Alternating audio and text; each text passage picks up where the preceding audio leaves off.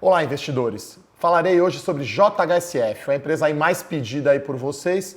Antes de começar esse vídeo, se inscreve no meu canal, dá um like e clica ali no sininho para você receber notificação quando tiver conteúdo novo.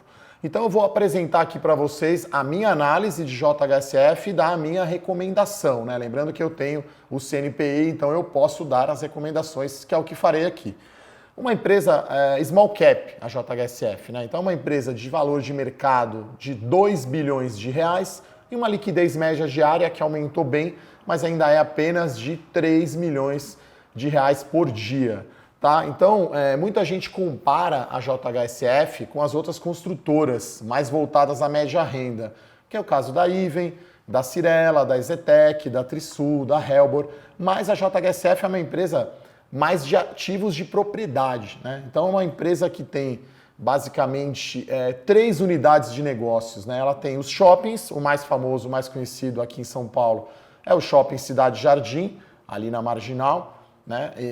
E eles têm também hotéis e restaurantes, né? Muito famoso é o Fasano, né? Hotel de alto luxo aí, e tem também a incorporação imobiliária. Só que a incorporação é a menor parte da empresa, né? A gente está falando aí, os shoppings representam 39% da receita nos últimos 12 meses, os hotéis e restaurantes 33%, e a incorporação imobiliária 28%. Então, na minha opinião, a JHSF ela é mais comparável com a Iguatemi e com a Multiplan.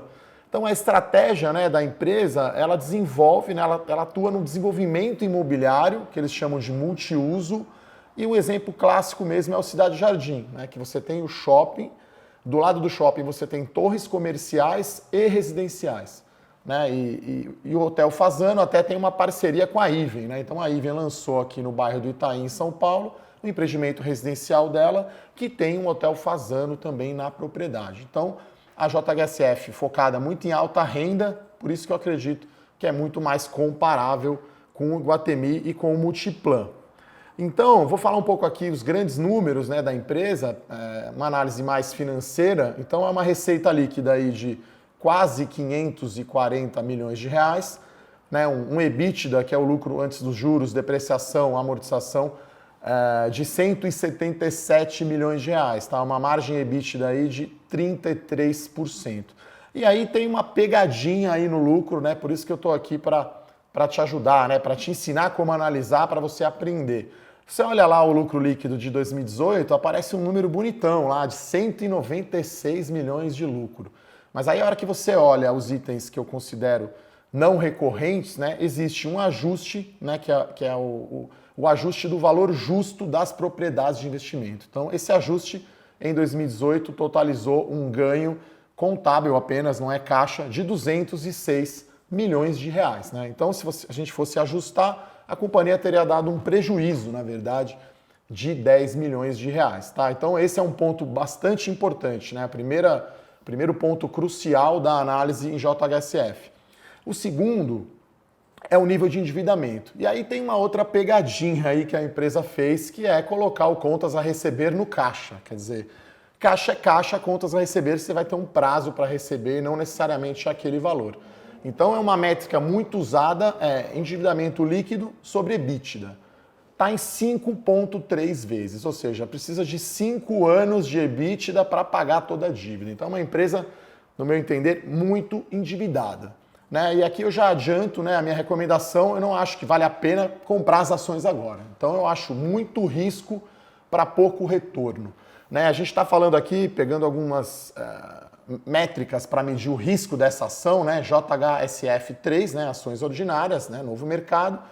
A ação tem um beta, né, que é a correlação com o Ibovespa, de 1,2 vezes. Né? Eu costumo brincar até que nesse setor o beta é 2 quando a ação sobe e uns 4 quando cai.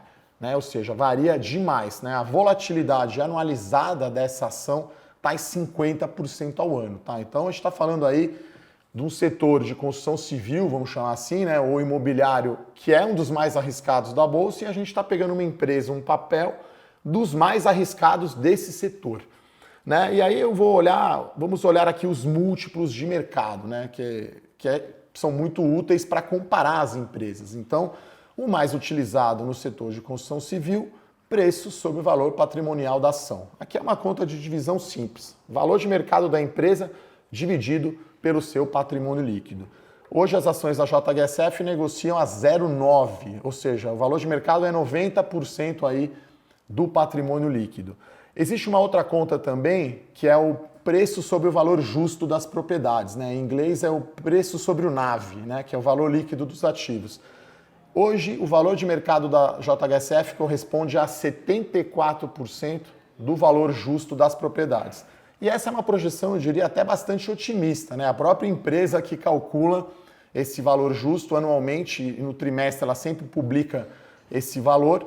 Hoje, esse valor está em 2,7 bilhões de reais, né? Então, o preço justo das ações da JHSF a gente pode calcular de duas formas, né? Eu uso aqui o chamado cap rate, que é um nome que é muito relacionado à renda, né? Como a gente está falando aqui de ativos de renda, é como se fosse um título de renda fixa que gera um cupom, né? Ou um dividend yield por ano. Então eu assumi aqui 8,5% de cap rate por cento, que nada mais é que a taxa Selic de 6,5% mais 200 pontos base, que é mais ou menos a conta aí média que a gente analisa. Então, eu usando o lucro operacional dos shoppings, que é chamado NOI, né, NOI da sigla em inglês, eu chego aqui num valor justo por ação da JHSF de R$ 5,00, tá? Então, no preço atual da ação, isso representa apenas 35% de potencial de valorização. E isso, veja que eu estou, né, esse 35% de upside, esses R$ 5,00, coincide justamente com o valor que a empresa calcula no seu valor justo da propriedade. Então esse seria aí o valor super otimista, né? E no meu entender aí o teto, né, no máximo que valeria a JHSF. Então eu acredito que tem empresas, né? Você já ouviu falar aqui de Even, por exemplo, né? A própria Iguatemi, que é uma empresa de shopping. Eu acredito que a Even e a Iguatemi têm um potencial de valorização melhor do que a JHSF, com menos risco. Porque a JHSF tem aeroporto em São Roque, ela tem empreendimentos, né, muito únicos e muito grandes, né? Então você tem um risco de operação maior, né? Ela tem 4 shoppings, tem cerca aí de 20 hotéis, né? A maioria aí fazano, inclusive vai ter um novo agora aqui no Itaim.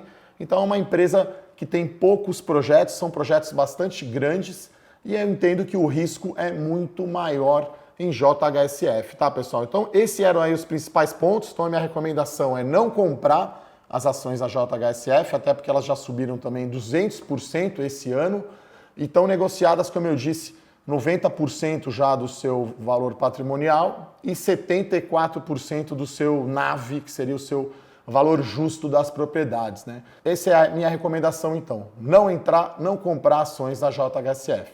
Então, se você curtiu esse vídeo, dá um like, compartilha. Você pode me mandar sugestões de empresas que você quer que eu fale aqui no canal. Aguardo vocês até a próxima. Um abraço.